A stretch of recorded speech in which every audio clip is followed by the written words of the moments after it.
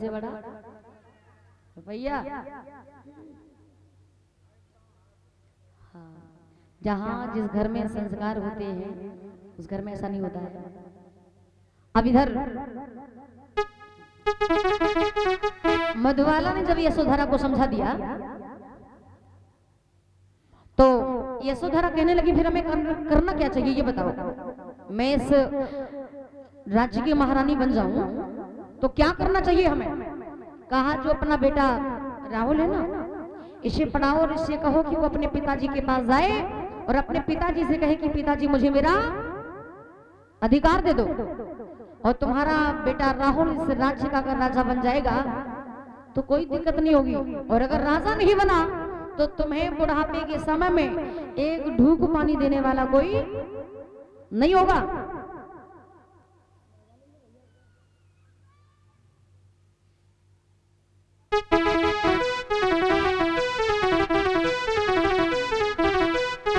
अब तो यशोधरा मधुबाला के कहने पर आ गई, राजधन के लालच में आ गई और कहते भी भैया की लालच बुरी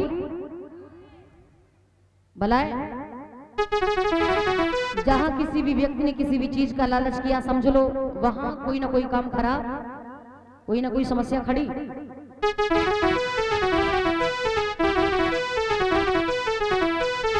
अब तो मधुबाला तो समझाने के बाद चली गई। यशोधरा ने रात भर बेटा राहुल को पढ़ाया। यशोधरा से मधुबाला ने कह दिया था कि भगवान बुद्ध जब नगर में आए भिक्षाटन करने और जब इधर से जाए तो राहुल को भेज देना।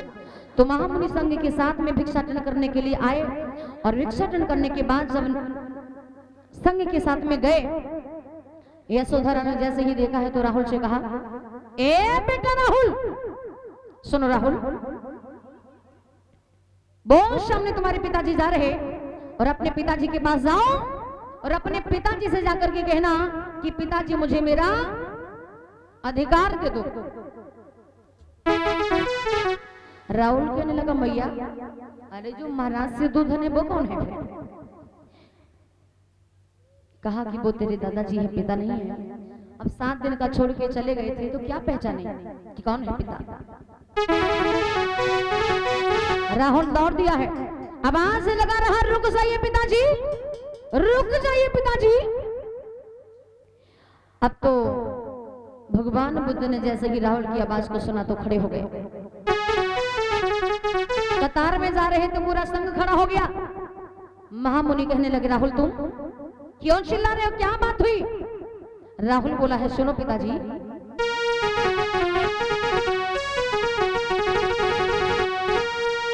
शाक्यों के हम राज को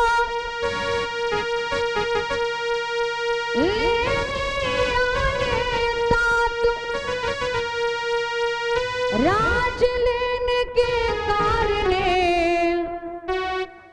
कोई आए आपके पास।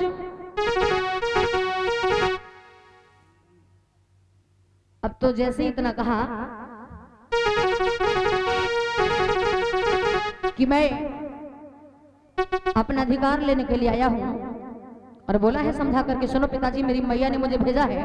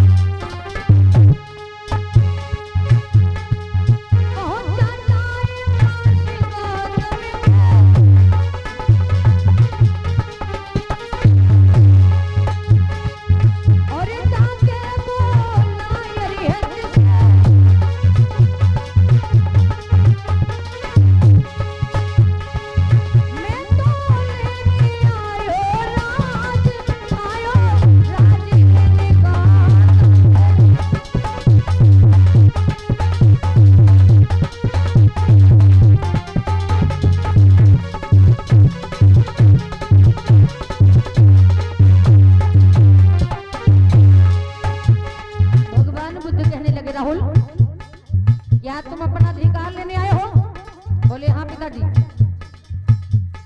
मेरी मैया ने कहा कि अपने पिताजी के पास आओ, अपना राजधन अधिकार लेकर के आओ।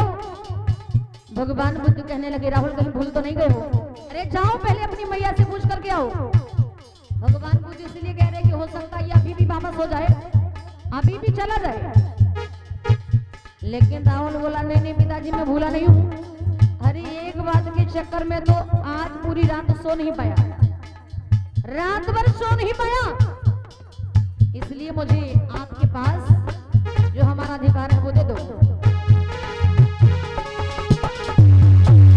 बार बार राहुल कहता पिताजी मुझे मेरा अधिकार दे दो। तो भगवान बुद्ध ने कहा राहुल मैं किसी का बाप नहीं ना, मेरा कोई अब बेटा है।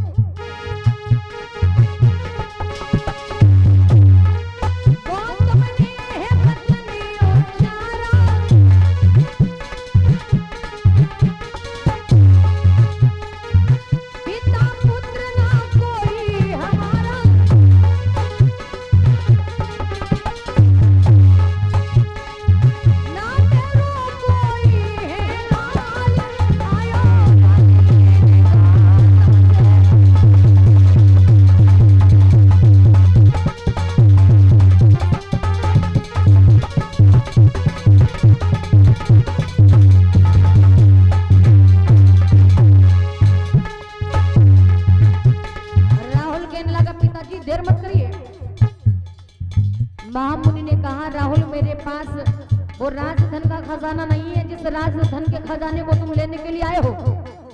मेरे पास धर्म धन का खजाना है, चाहो तो दे दूं। अब 8 वर्ष का बालक बताओ क्या समझे कि राजधन का खजाना और क्या होता है धर्म धन का खजाना।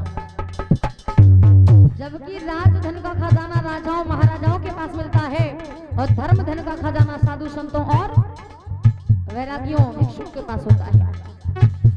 कहाँ जो है वही दे दो।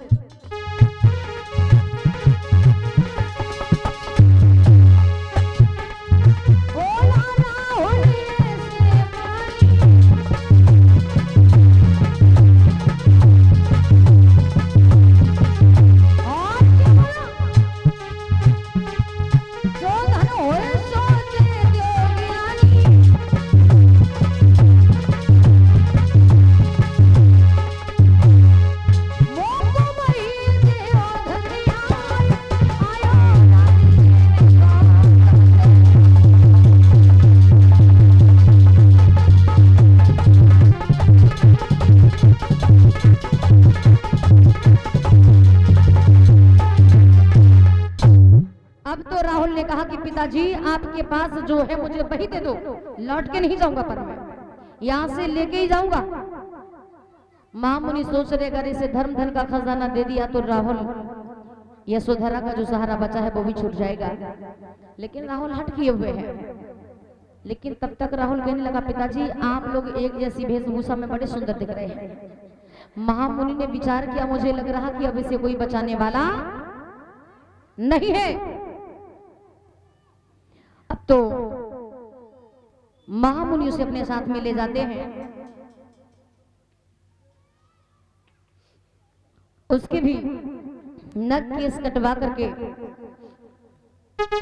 शिवा धारण करा देते हैं उसे और त्रिशरण पंचशील अष्टांगी को मार का ज्ञान करके उसे धम्म में सम्मिलित कर लेते हैं। राहुल ने कहा था ना पिताजी आपकी जैसा अगर मैं भी बन जाऊं तो मैं भी बड़ा अच्छा दिखने लगूंगा, तो बना दिया। जब राहुल बुद्ध की शरण में आ गया, राहुल घर लौट के नहीं गया तो यशोधरा को इस बात की बड़ी चिंता हुई कि मैंने राजधन के अधिकार को लेने के लिए भेजा था लेकिन अभी वापस लौट के नहीं आया। लेकिन चिंता इस बात की है कि अगर वो लौट के नहीं आया तो कहीं ऐसा तो नहीं कि भगवान बुद्ध ने धम्म में सम्मिलित तो नहीं कर लिया, क्योंकि बुद्ध के पास जो जाता है वो बिन धम्म ज्ञान को पाकर वापस लौट के नहीं आता।